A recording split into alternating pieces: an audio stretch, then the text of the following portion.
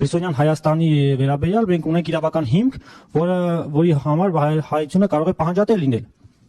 Պատմական Հայաստանի համար ինչպիսին են հիմքերը։ Ես ուզում եմ ձեզ նաև հարց տալ, ինչ իրավական հիմքերի վրա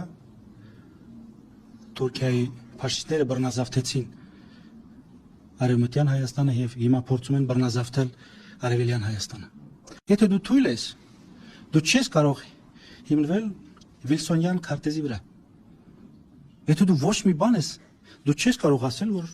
Արցախը իմն է կամ Ուտիկը իմն է կամ Նախիջևանը իմն է։ Անկամ եթե դու 3 տոննա փաստաթղթեր ունենաս։ Մեր ազգը ունի աստվածատոր առաքելություն, որը պետք է իրագործվի։ Մենք չենք կարող խուսափել այդ առաքելությունից։ Եվ մենք ունենք բազմաթիվ քարտեզներ, բազմաթիվ Գերադոտից ի վեր։ Դա է հիմքը։ Մենք պետք է հասկանանք։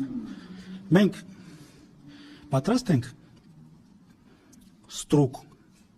լինել եւ շարունակել մնալ ստրուկ, կամ մենք